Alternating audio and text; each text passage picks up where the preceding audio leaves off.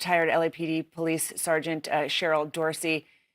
Sergeant Dorsey, this DOJ review is scathing to say the least. What stood out to you the most about the DOJ's report of this investigation?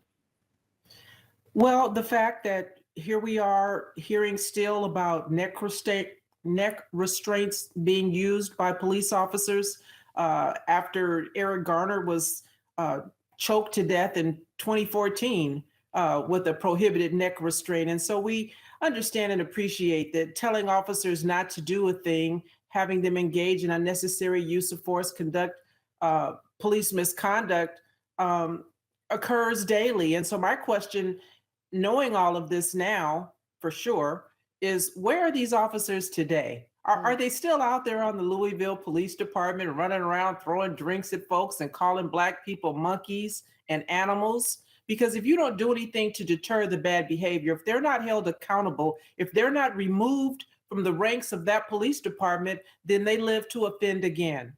Now, Sergeant Dorsey is a very, very good point. This report highlighting Louisville's what used to be called the Viper Unit. It was created to focus on enforcement of crime hotspots, right? Instead, it was known to use these very aggressive, unlawful tactics. We have seen a similar case in Memphis where the Special Scorpion Unit was involved in the killing of Tyree Nichols.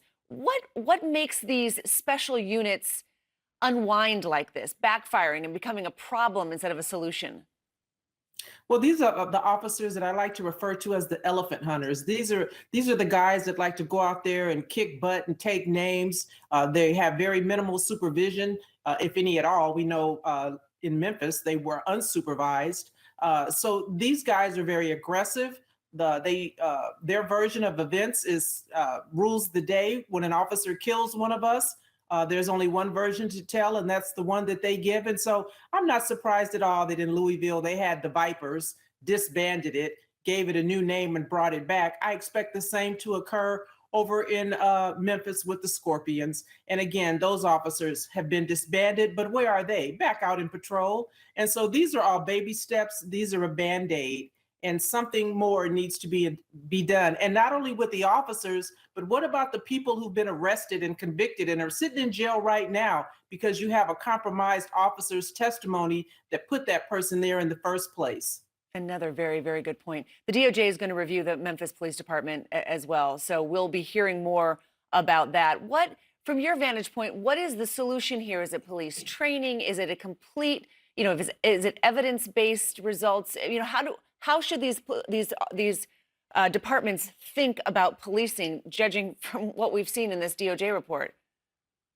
I don't say no to anything. And so training is important, but you can't train away racism. And when you know that there are folks on these police departments who have infiltrated, according to the FBI report, that are KKK and white supremacists, then you need to get them off the police department. You need to do a better job of recruiting folks who look like me. And I'm not saying that just because a Black officer is on your department that you won't have a problem like we saw in Memphis. It has to be the right kind of police officer that you recruit. And so unless and until that happens, unless and until these police chiefs look at these specialized units and make sure they don't have a bunch of elephant hunters running around abusing people at night, we're going to continue to see this problem.